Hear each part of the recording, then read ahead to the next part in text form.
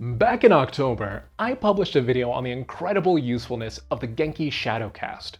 As a tiny capture card for a tiny price, it's perhaps one of my most useful tools for anything from hooking up a display for a retro console to extending my laptop display on the fly. My only gripes have really been that its output resolution and refresh rate are a bit subpar for some of my use cases. Plus, recording gameplay from it can be a bit hit or miss with regards to accurate color reproduction and, on rare occasions, recording reliability.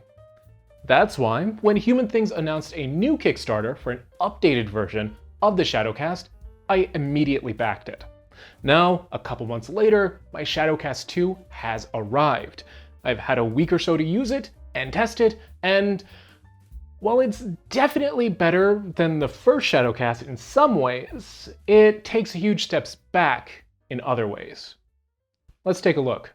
As a quick refresher for anyone who missed the last video and is unfamiliar with these devices, Genki Shadowcasts are miniature capture cards that plug directly into any HDMI port. Convert that signal with an onboard chipset to a format readable by any software that can display webcam footage, and output the result via a USB-C port to connect to whatever computer you have on hand. They're fairly unique devices, all being said. Most reliable capture cards will cost a lot more than the Shadowcast's $30 to $50 price tag, and I've yet to see any cards that are so compact. At roughly the height and depth of 2 Switch cartridges, they're easy to slip in a bag and, in my experience over the past 2 years, have been fairly durable. Which is great, considering one of the most basic use cases Human Things touted with the original device was the ability to output a dock switch to a laptop when you're away from a TV. That tracks considering its specs. It can receive video signals at up to 4K 30 Hz and output signals at up to 1080p 60 Hz. Though in practice, 720p 60 or 1080p 30 have typically been more reliable for the output, just like on a Switch. On top of potential processing bottlenecks, the main factor limiting output on the Shadowcast 1 is that it's using a USB 2.0 Type-C connection. That means data speeds are limited to about half a gigabit per second, which in turn means that it can't support high-quality video out for long durations with any sort of reliability. The main selling point for the Shadowcast 2 is that Human Things was able to take the same form factor, make some software tweaks, and upgrade the Type-C connection to a USB 3.2 Gen 1. At minimum, that means data speeds increase tenfold, from half a gigabit per second to at least 5 gigabits per second, which should make usage more reliable. Additionally, it increases the quality of video output. While 4K 30 is still their top claim for video input, output now lies at 1440p 30 Hz or 1080p 60 Hz. On the surface, it's a minor upgrade, but in practice, it makes for a huge difference for compatibility with newer consoles, like a PS5, which are happy to play games at 1080p 60 all day. The actual video quality also seems a bit sharper in general, with slightly better color reproduction. The first Shadowcast tended to oversaturate reds in particular in certain situations, and that seems to have been dialed back just a bit here. Neither card will completely replace a more expensive solution like an Elgato 4K 60, but they get most of the way there for a fraction of the price. Though, if I'm being honest, even with my more expensive card, the differences only really stand out because I'm placing them side by side. If someone only had a Shadowcast 2 for 1080p gaming, they're likely to be more than satisfied with the picture quality. Given that the Shadowcast 2 is only a fraction of the price of those more expensive cards and is a lot easier to set up, the positive comparisons I'm seeing will likely be good news for anyone who either just needs an extra portable tool for their arsenal or something inexpensive to get started streaming or recording for the first time. So far, it's been nothing but upsides for buying a Shadowcast 2 over a Shadowcast 1, and I've definitely been satisfied after staring at the mountain of head-to-head comparisons I've recorded over the past week. But, as I alluded to back at the beginning of the video, there are some major letdowns in which the sequel isn't always better than the original. The first is admittedly outside Human Things' control, and that's the confusing nature of USB standards.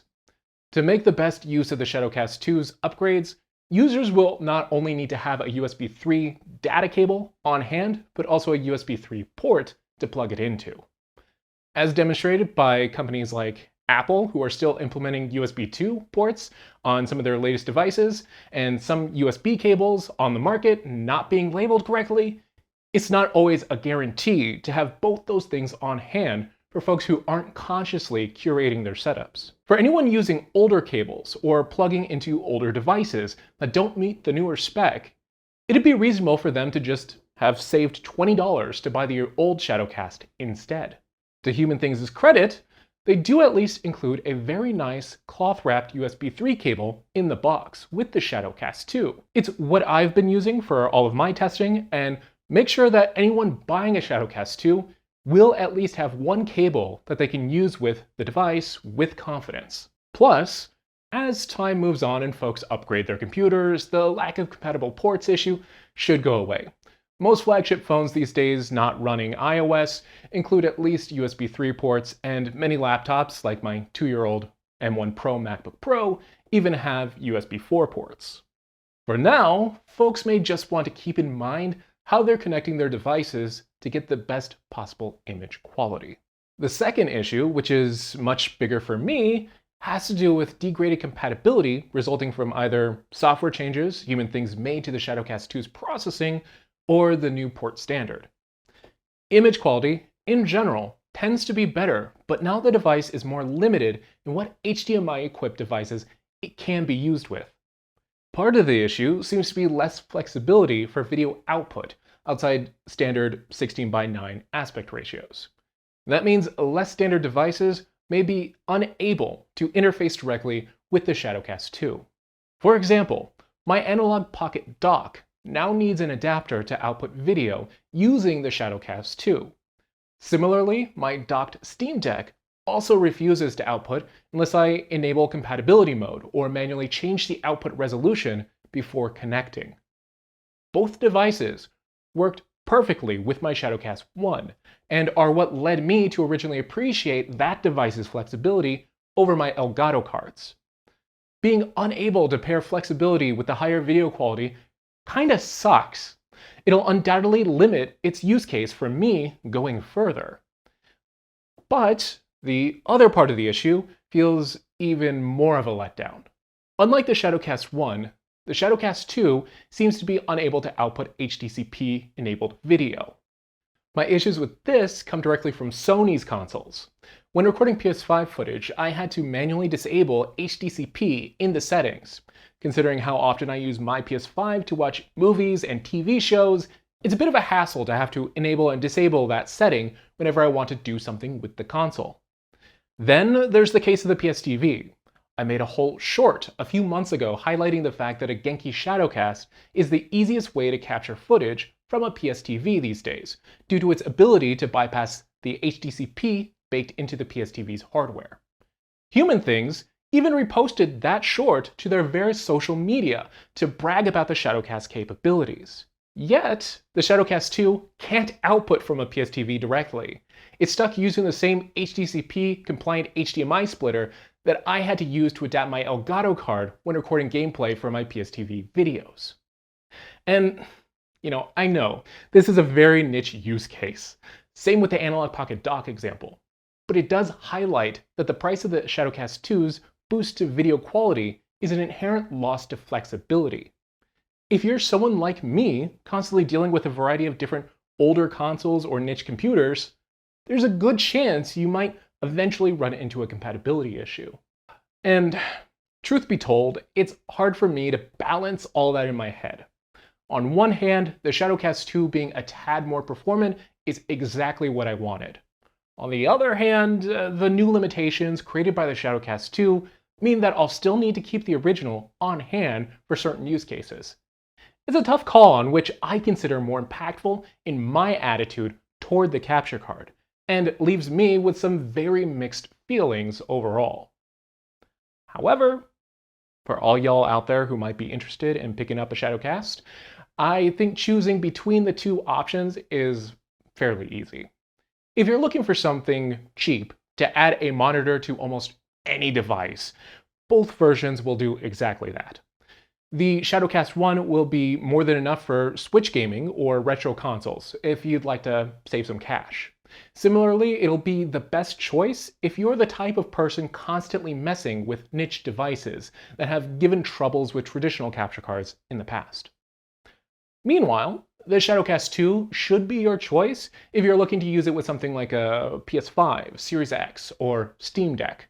You know, anything that typically wants to output at 1080p 60 or higher. As long as the device can be used with the Shadowcast 2 without too much hassle, I'd also recommend it over the original for recording gameplay footage in general, since it seems to have a bit higher quality to its recordings. Either way, even with the faults of the Shadowcast 2, I think it's another fantastic gadget from Human Things that just requires knowing its limitations. Similar to its predecessor, if you pick one up, it'll likely be a good time. Those have been my thoughts, though. I'd love to know yours. Are you a Genki Shadowcast 2 owner with thoughts of your own that you'd like to share? Or are you someone interested in picking up a Shadowcast but have extra questions you'd like me to answer? You know, either way, let me know down in the comments. As always, if you found this video helpful or informative, go ahead and give it a like to let me know, then get subscribed for more tech videos in the future. I do have an extra edited video up on Patreon directly comparing recordings from both Shadowcasts. All you need to do to get access is subscribe for at least $1 per month. Now, $1 may not sound like much, but it is approximately the equivalent ad revenue of 500 people watching this video, and can add up very quickly to help me afford new gadgets to test on this channel. On top of supporting the channel, patrons also get early access to ad-free versions of these videos on top of the occasional extra thoughts I have regarding that week's topic. There will be a link to all that down the video description, alongside links to the Shadowcast for anyone interested. That's going to be all for this video, though. I want to thank y'all for staying all the way until the end. I really appreciate all of you guys for watching this video, and I hope it was helpful in some way. Till next time, catch you later.